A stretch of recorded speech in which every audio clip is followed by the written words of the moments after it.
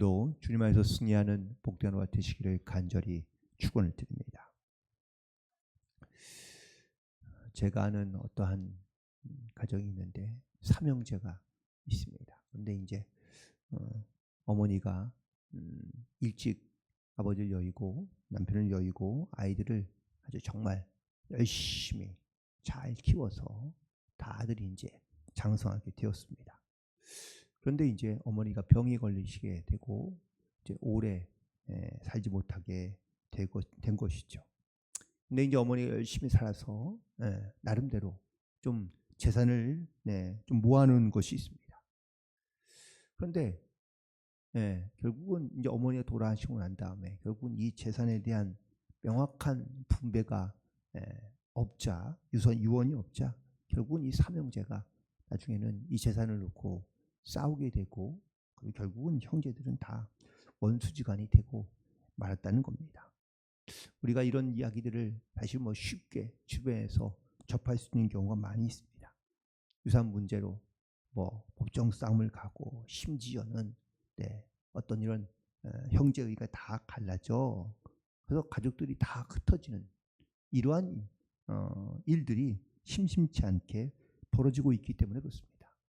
그런데 참 아이러니한 것은 그 안을 가만히 들어보면 다 각자 자기들은 다 효자라고 그러더라고요. 내가 효자인 것처럼 얘기하는데 그런데 정작 자기를 효자라고 부르는 사람들은 부모님에게 잘하지 못하는 경우가 참 많은 것 같습니다. 오늘 우리가 알고 있는 이 탕자의 비유 가운데 효자가 하나 등장합니다. 효자는 누구죠? 맏아들입니다. 이 맏아들이 왜 효자일까요? 첫 번째, 그는 심지가 견고했기 때문입니다. 동생은 아버지에게 자기 재산을 달라하여 멀리 나가서 흥청망청 돈을 썼지만 그는 아버지의 집을 떠나지 아니하고 그 집을 지키고 또한 재산을 지켰기 때문입니다. 두 번째는 그는 정말 열심히 일했습니다.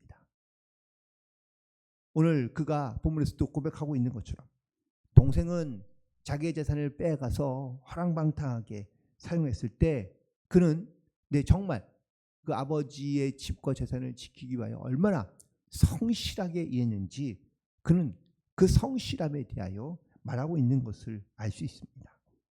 그리고 세 번째, 그는 무엇보다 아버지의 말씀에 잘 순종했습니다.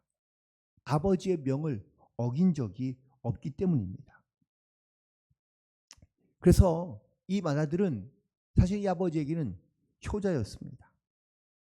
적어도 자기의 동생이 돌아오기 전까지는.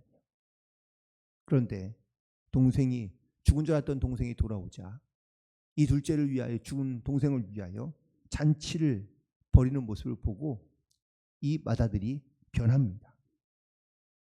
아버지에게 반항하며 그리고 불평합니다. 그렇다면 이 큰아들은 과연 이 모든 이 잔치에 대하여 혹은 또 돌아온 사건에 대하여 그는 과연 왜 이렇게 싫어하고 있는 것인지 알고 보니 혹은 또 오늘 이 맏아들의 모습을 보니 그는 심지가 견고한 것이 아니라 자기의 재산을 지키려 했던 것이 아닌가. 그가 열심히 일하며 혹은 성심껏 일했지만 그건 그가 열심히 자기의 것을 지키고자 했던 것이 아닌가. 자기는 아버지의 명을 어기지 않고 또한 효자인 것처럼 그가 끊임없이 잘 살아왔지만 알고 보니 그는 효자가 아니라 내가 이 집을 지키고 이 재산이 내 것이 되고 그리고 이것을 내가 오늘날까지 있게 만든 그런 자기의 교만함에 빠져 그가 욕심을 내며 혹은 그 교만과 욕심 가운데 살고 있는 것이 아닌가라는 것을 다시 한번 깨닫게 됩니다. 오늘 이 본문에 있는 말씀을 또 이렇게 비유하는 경우도 있습니다.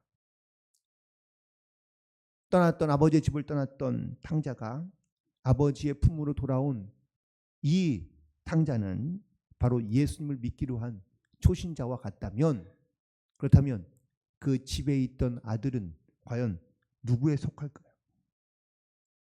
아마도 이 맏아들은 신앙에 연륜이 있는, 그래서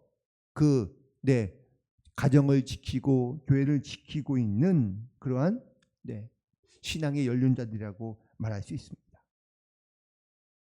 그런데 밖에 나가 있던, 그리고 돌아왔던 그 아들만이 탕자가 아니라 실제로는 그 집에 있었던 아들도 탕자였다라는 사실입니다.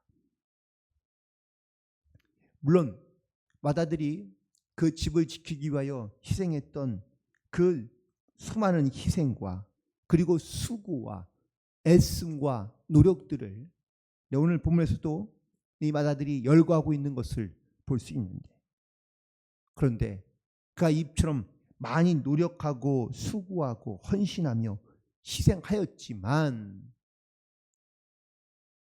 결국은 그 희생이 누구를 위한 것이었느냐?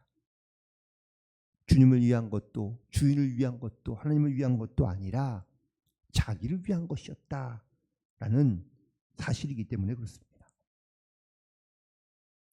우리가 이 탕자의 규환이라는 그림을 그린 렘브란트의 그림이 있습니다.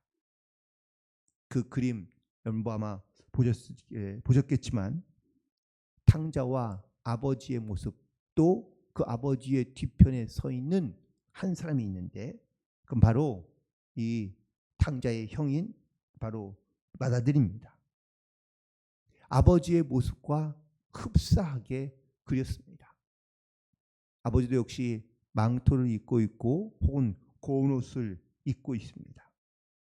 아버지는 돌아온 탕자를 향하여 자기의 망토를 벗어 그에게 덮어주고, 또한 그를 정말 환영하는 듯 그렇게 그를 감싸 안고 있지만, 반면에 이 맏아들인 형은 뒤에 뻣뻣하게 서서 망토를 자기 혼자 두르고 있고요.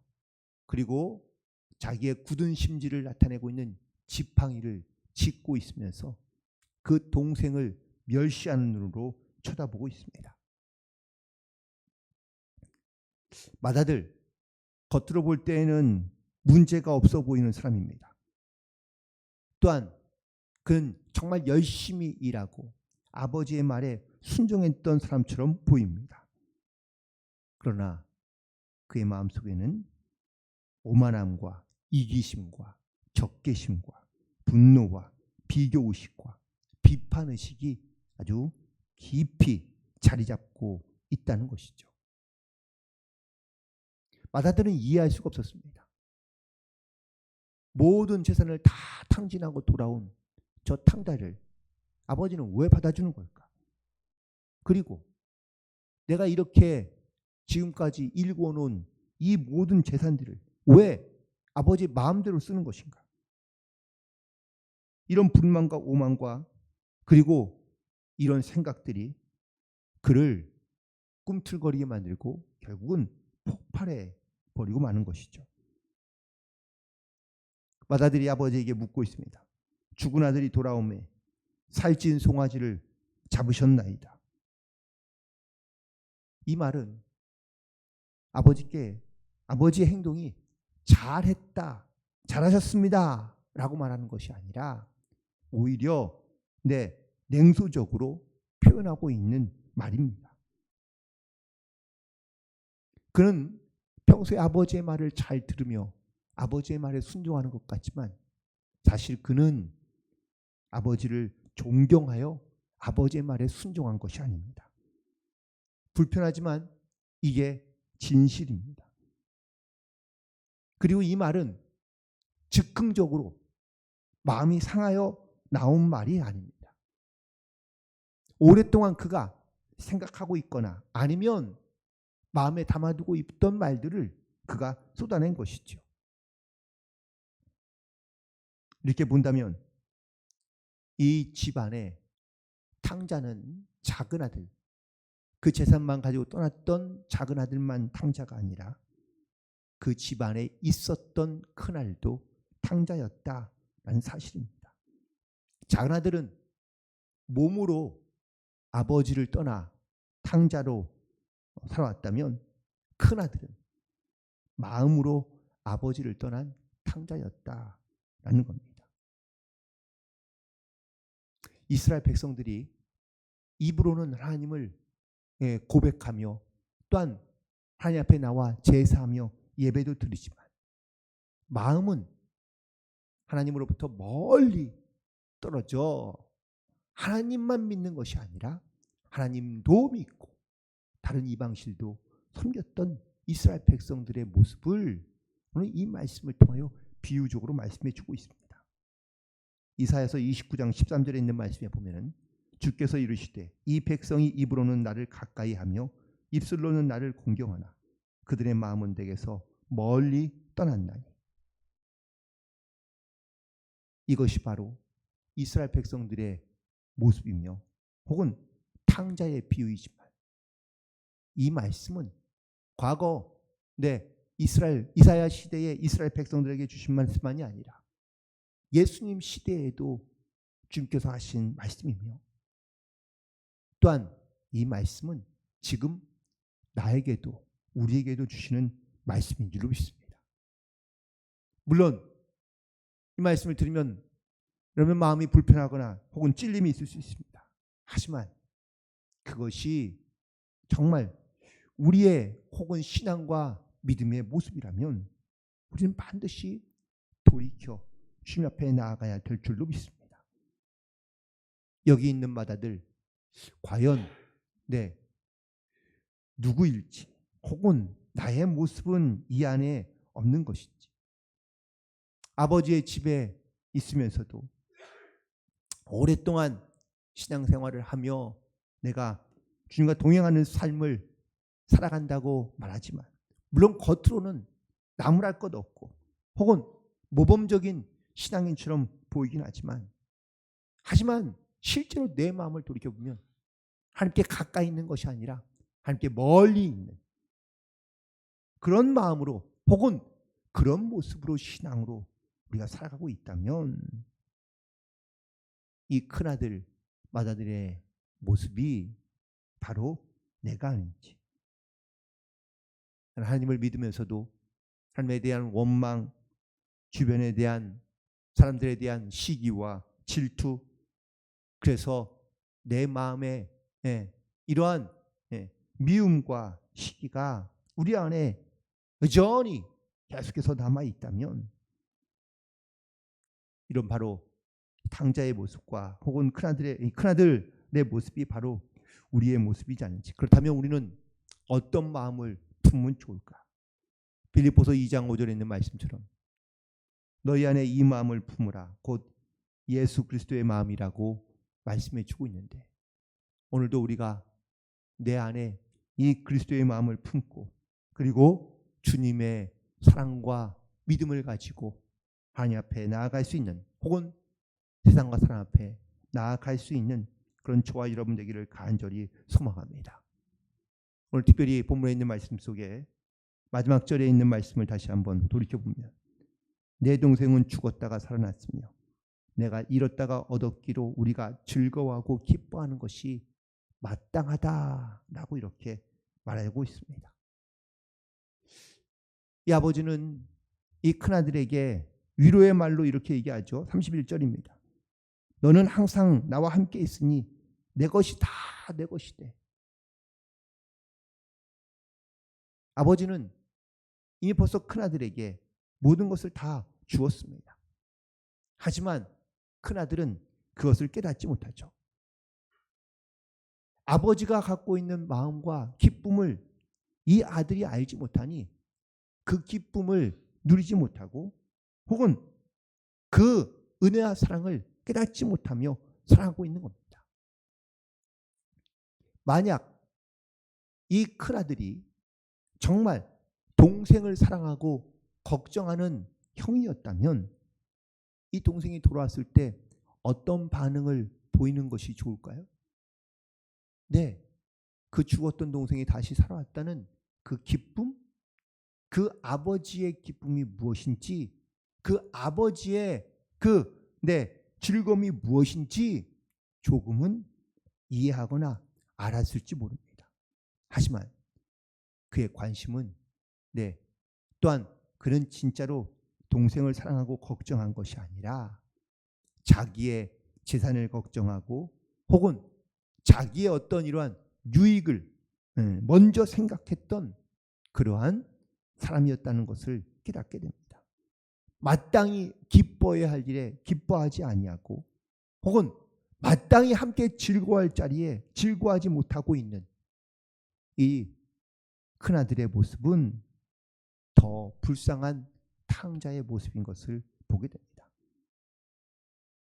나로 인해 기뻐하고 나로 인해 즐거워하고 또한 내 즐거움에 동참하는 것은 누구나 할 수 있는 일이지만 다른 사람의 기쁨에 다른 사람의 즐거움에 함께 나눌 수 있는 자가 되는 것이 이것이 바로 진정한 성도 혹은 하나님의 백성으로서 살아가야 될 우리의 믿음의 자세이며 성도의 자세인 줄로 믿습니다. 오늘도 우리는 주님께서 우리를 불러주신 주님의 은혜의 자리에 또한 잔치의 자리에 기쁨의 자리에 즐거움의 자리에 초대받은 성도들인 줄로 믿습니다. 하나님이 기뻐하시는 그 은혜의 자리에 우리가 함께 동참하며 나도 기뻐하며 즐거움으로 주님께 나아가며 또한 하나님의 은혜로 충만하여 우리 가운데 이 주체할 수 없는 넘치는 기쁨을 함께 나눌 수 있는 그러한 믿음의 공동체가 되며 또한 복된 성도들이 되기를 간절히 소망하며 하나님의 주시는 이 은혜와 사랑을 우리가 회복하고 그리고 하나님께서 이미 벌써 우리에게 주신 그 은혜들을 우리가 기쁨으로 또한 즐거움으로 그 은혜 잔치에 참여하며 동행할 수 있는 모든 성도들이 되기를 주님의 이름으로 간절히 축원을 드립니다. 기도하시겠습니다.